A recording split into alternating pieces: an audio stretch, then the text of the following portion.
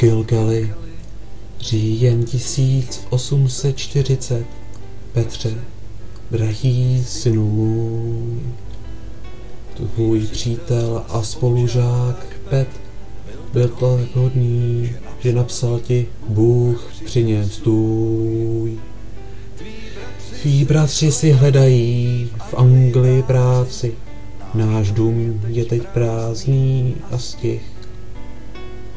A úroda brambor je stižena plísní, snad zbyde tak třetina z nich. A tvá sestra Bridget a Patrick O'Donnell chtějí se v prosinci vzít. A máma má starost, kdy vrátíš se domů, neměl jsi prý odejít. V Gilgali, únor 1850. Petře, drahý synu můj, pozdravuj svou ženu Marii s dětmi a Bůh vás všechny opatruj. Michal má nějaké problémy v Anglii, nikdy už se nezmění. A rašelina je tak rozmoklá od dešťů, nemáme nic k topení. Bridget je šťastná a už má 5 dětí a 6. má tvé jméno mít. A matka tě líbá a ptá se, kde pracuješ, neměl by se tolik dřít. Gilgali, září 1850.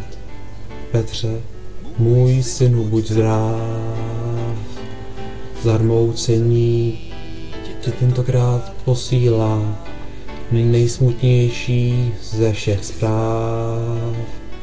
Před týdne v neděli tvá matka zemřela, v noci smrt přešla náš práh. Neboj se, zemřela tiše a ve spánku, vzpomeň na ní v modlitbách.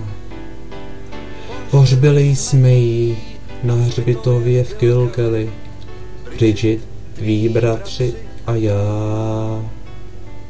Ten večer, než odešla, ještě mi říkala, že se jí o tobě zdá.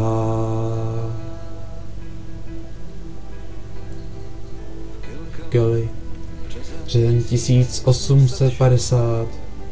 Synu, cítím se tak sám. Díky, že jsi poslal ty obrázky dětí, jsou krásné a líbí se nám. Je to už 30 let, co jsi odjel za moře, mě táhne na 80. Z peněz, co posíláš, žiju si slušně, jen nevím, jak poděkovat.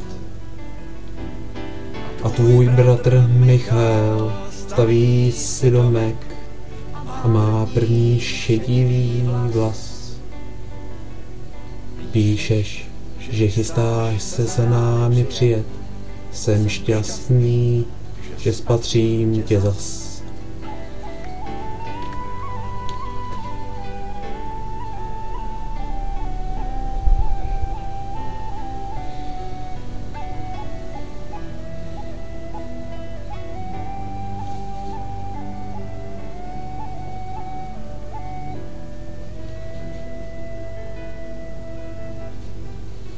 Gilgali, v říjnu o 6 roků později.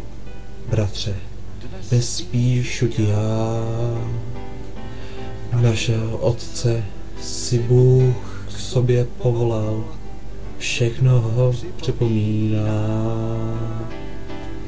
Poslední dny strávil s vnoučaty Bridget, bydlel tam s ním moc rád.